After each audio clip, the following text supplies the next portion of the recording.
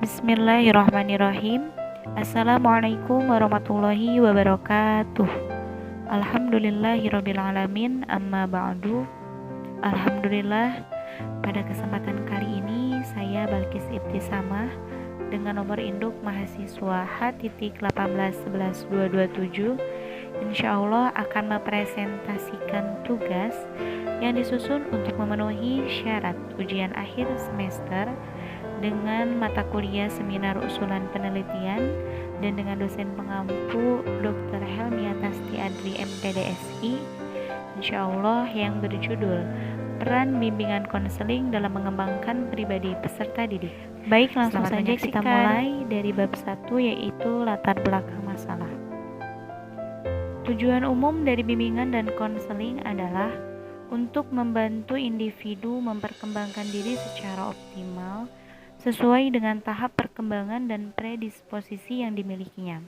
Contohnya, seperti kemampuan dasar dan bakat-bakatnya. Berbagai latar belakang yang ada seperti latar belakang keluarga, pendidikan, status sosial, dan ekonomi, serta sesuai dengan tuntutan positif lingkungannya.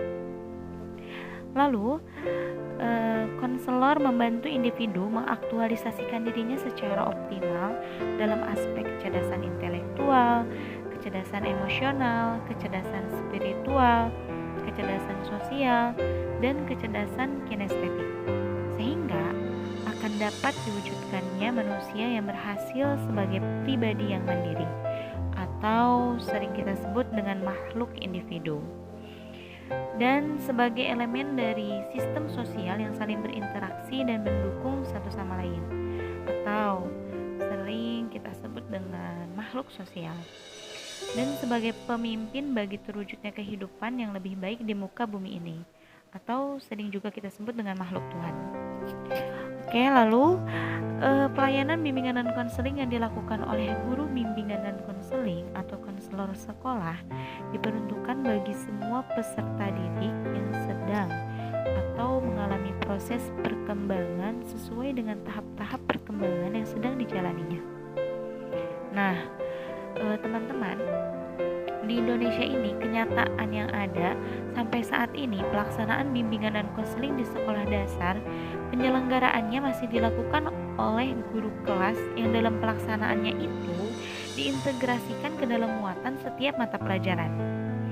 Nah, jika hal ini dilakukan, apakah semua guru sekolah dasar telah mampu untuk mengintegrasikan muatan bimbingan dan konseling dalam setiap mata pelajaran? Padahal dengan tujuan untuk memenuhi kebutuhan perkembangan peserta didik berdasarkan analisis kebutuhannya. Nah, namun dengan apa yang telah saya tulis di latar belakang masalah ini berdasarkan hasil observasi. Nah, bahwasanya di sebagian besar sekolah dasar itu tidak terdapat guru bimbingan konseling. Sehingga selama ini penanganan siswa atau siswi yang bermasalah itu selalu ditangani oleh wali kelas langsung. Nah, namun demi terkontrolnya pengembangan pribadi siswa dan siswi di sekolah dasar tersebut, maka perlu adanya diadakan guru bimbingan konseling. Oleh sebab itu, saya ingin meneliti hal tersebut dengan mengambil judul Peran Bimbingan Konseling dalam Mengembangkan Pribadi Peserta Didik. Baik, lanjut ke fokus penelitian. Jadi penelitian ini berfokus pada peran bimbingan dan konseling dalam mengembangkan pribadi peserta didik. Untuk fokus penelitian, yang pertama, mengapa tidak ada guru bimbingan dan konseling di sekolah dasar? Yang kedua, latar belakang pentingnya bimbingan dan konseling di sekolah dasar. Yang ketiga, fungsi bimbingan dan konseling dalam sekolah dasar. Yang keempat, bimbingan dan konseling dalam mengembangkan pribadi peserta didik. Lalu selanjutnya, rumusan masalah. Berdasarkan latar belakang masalah dan fokus penelitian, maka terbentuklah rumusan masalah sebagai berikut. Yang pertama, apa itu bimbingan dan konseling? Yang kedua, seberapa pentingkah peranan bimbingan dan konseling di sekolah dasar? Yang ketiga, bagaimanakah bimbingan dan konseling di sekolah dasar dapat mengembangkan pribadi peserta didik? Lalu yang terakhir yaitu tujuan penelitian. Yang pertama, untuk mengetahui apa itu bimbingan konseling. Yang kedua, untuk mengetahui seberapa pentingkah peranan bimbingan dan konseling di sekolah dasar. Yang ketiga, yaitu untuk mengetahui bagaimanakah bimbingan dan konseling di sekolah dasar dan dapat mengembangkan pribadi peserta didik. Baik, kita lanjut ke bab 2, yaitu kajian teori. Yang pertama ada pengertian bimbingan dan konseling. Menurut Prayitno tahun 2004, bimbingan dan konseling adalah pelayanan bantuan untuk peserta didik, baik secara perorangan maupun kelompok, agar mandiri dan bisa berkembang secara optimal dalam bimbingan pribadi, sosial, belajar, maupun karir, melalui berbagai jenis layanan dan kegiatan pendukung berdasarkan norma-norma yang berlaku.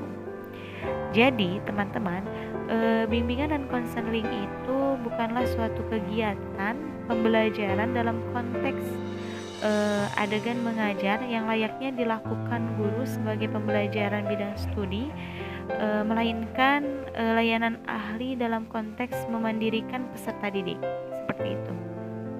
Oke, yang kedua ada latar belakang perlunya bimbingan konseling. Berikut adalah beberapa faktor-faktor latar belakang perlunya bimbingan konseling. Yang pertama, yaitu latar belakang pendidikan. Nah, dalam latar belakang pendidikan ini ada 3 hal pokok yang melatar belakangi bimbingan dan konseling ini dilihat dari segi pendidikan. Yang pertama, yaitu dilihat dan hakikat pendidikan sebagai suatu usaha sadar dalam mengembangkan kepribadian. Nah, hal ini mengandung implikasi bahwa proses pendidikan itu menuntut adanya pendekatan yang lebih luas daripada sekedar pengajaran saja. Seperti itu.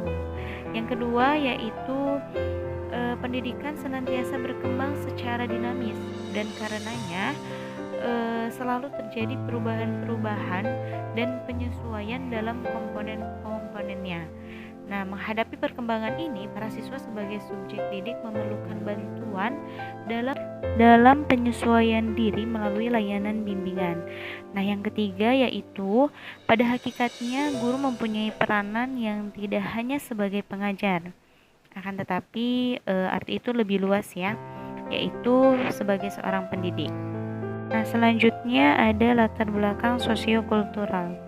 Nah, latar belakang sosiokultural ini biasanya masalah-masalah yang sering timbul sebagai akibat dari perkembangan zaman dan kemajuan masyarakat terhadap produk suatu lembaga pendidikan. Yang ketiga yaitu seksisme dan rasisme. Seksisme ini merupakan paham yang mengunggulkan salah satu jenis kelamin dari jenis kelamin yang lainnya. Nah, sedangkan rasisme merupakan paham yang mengunggulkan ras yang satu dari ras lainnya. Selanjutnya ada latar belakang agama, lalu latar belakang iptek. Nah, latar belakang iptek ini di era ini ilmu pengetahuan informasi dan teknologi sangat berkembang pesat. Oleh karena itu diperlukannya bimbingan dan konseling.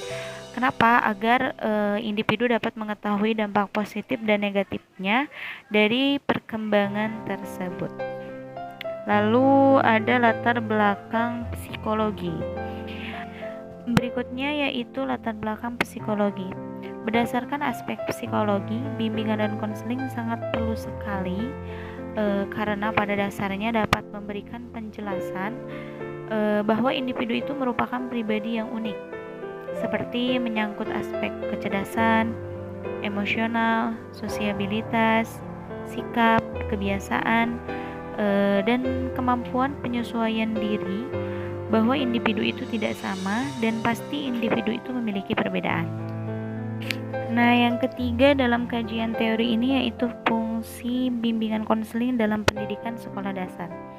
Berdasarkan pendapat para ahli di atas, dapat disimpulkan bahwa fungsi bimbingan konseling pendidikan yang pertama yaitu membantu siswa agar memahami potensi yang dimilikinya dan lingkungannya. Yang kedua, membantu siswa mendapat program studi yang sesuai baginya. Yang ketiga, senantiasa mengantisipasi berbagai masalah yang mungkin akan terjadi dan berupaya untuk mencegahnya agar tidak dialami oleh konseling tersebut atau klien. Yang terakhir yaitu membantu konseling yang telah mengalami masalah, baik menyangkut aspek pribadi, sosial, belajar, dan karirnya. Baik, yang terakhir yaitu bab 3, hasil penelitian. Bimbingan dan konseling di sekolah dasar mempunyai peran yang sangat strategis dalam upaya membangun karakter peserta didik dengan cara membantu peserta didik dalam memenuhi kebutuhan-kebutuhan intelektual, emosional, sosial personal, agar dapat mengaktualisasikan tugas-tugasnya atau tugas-tugas perkembangan yang meliputi aspek pribadi sosial, akademik atau pendidikan dan karir sesuai dengan tuntunan lingkungan. Nah, jadi dapat disimpulkan dari hasil penelitian ini mengapa pendidikan sekolah dasar itu sangat memerlukan bimbingan dan konseling dari seorang guru. Karena membangun suatu karakter atau sikap bagi peserta didik di usia pendidikan sekolah dasar atau SD itu benar-benar sangat memegang peranan yang sangat penting dan akan mewarnai di setiap perkembangan pribadinya secara keseluruhan. Karena pada saat itu kita dapat membangun karakter bagi anak sekolah dasar yang memiliki makna lebih tinggi daripada hanya sekedar membangun moral. Kenapa? Karena tidak hanya berkaitan dengan masalah benar atau salah, tetapi bagaimana cara kita menanamkan kebiasaan tersebut, bagaimana cara kita menanamkan kebiasaan tentang berbagai perilaku yang baik dalam kehidupan sehari-hari, sehingga anak-anak sekolah dasar itu tuh memiliki kesadaran dan komitmen untuk menerapkan kebijakan dalam kehidupan sehari-hari seperti itu. Alhamdulillah, mungkin hanya sampai di sini presentasi saya.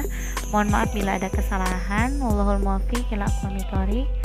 Wassalamualaikum warahmatullahi wabarakatuh.